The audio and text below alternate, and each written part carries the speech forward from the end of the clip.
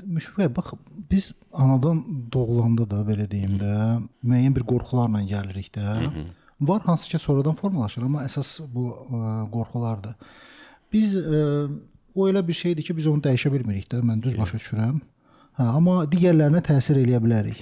Amma elə olur ki, bütün həyatı boyu şeylə o qorxuların içində yaşayırıq və asılışa da bilmirik ona görə. Hə, yenə deyim, qorxunun səbəbi odur ki, biz yanlış baxışlar içərisində oluruq. Baxın, uşaq olaraq dünyaya gəlirik, saçlarımıza alışmağa başlayırıq. Uşağa fikir verin, nə edir? Uşaq qulağını əlləşdirir, yapışdı qulağından başlayır qulağını əlləşdirməyə. Belə burur, saçından tutdu saçını burur, tanımır çünki. Qolunu tapsı, qolunu başlayır yalamağa. Barmaqlarını gəmirir, dişləyir, yalayır. Çünki hər şey ona maraqlıdır. O, bu bədənə alışa bilmir. Onun üçün ən böyük şok, yəni ruhlu varlıq üçün ən böyük şok odur ki, özünü bədənlə identikləşdirsin. Bir müddət sonra bədən olaraq özünü dərk eləyəndən sonra qorxusu yenə azalmır, əksinə artır. Mən bədənəm və bu bədən bir stəkan masanın üstündən yıxılıb qırılan kimi bu da qırıla bilər. Qorxu 2 artır əslində. Bir pillə idrakda irəli gəlir, tanımadığı bir mühitdədir. O uşaq bilmir ki, bədəni var bunun və bədən ona aiddir. Məsələn, elə belə uşağı buraxsan, masanın üstündən havaya addımlayıb gedəcək. Havanın nə olduğunu bilmir. Sonra yıxılacaq, başı ağrıyacaq, bədən ağrıyacaq, ağrı gələcək. Ağrı vasitəsilə həyat ona onun bədəninin sərhədlərini tanıdır. Amma bədənini tanıyandan sonra da qorxu azalmır. Çünki onda bədənlə özünü eyniləşdirməyə başlayır, qorxu yenə də artır. Bir də nə zaman qorxu yox olur? Müdriklük onun içinə gələndə ki, o anlayır ki, mən bədən deyiləm, yalnız onda qorxu ləğv olunur. Ona görə bu döngəni o keçməli olur bu həyatda. Əvvəlcə qorxur ki, bu nə türmədir düşmüşəm bədən adında, bədəni tanıyır, qorxu artır, azalmır. Amma bir bilik yaranır. Bir də anlayanda ki, o bədən deyil və bu bədəni mütləq itirəcək burada. Bu bədən ona sadəcə olaraq bəlli təcrübə yaşamaq üçün verilibdir.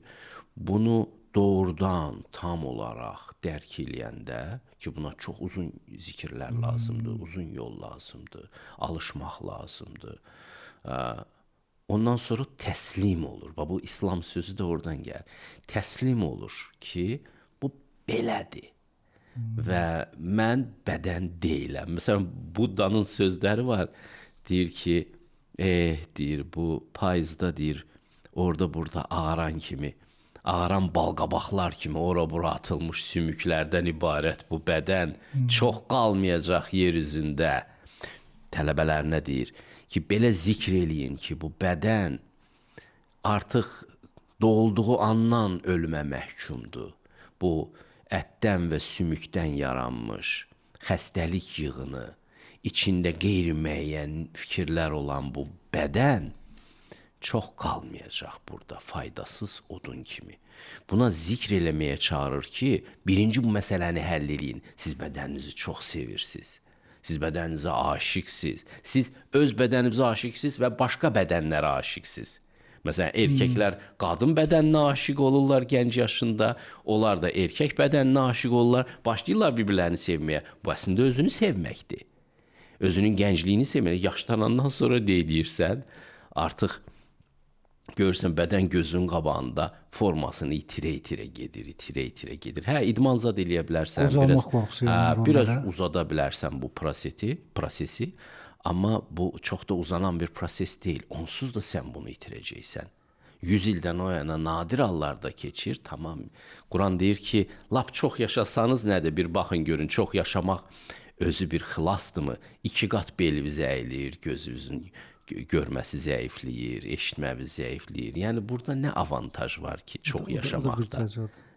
Yəni çalışın, nə qədər ki bədəniniz hələ funksionallığını itirməyib, yapacağınız işi yapın.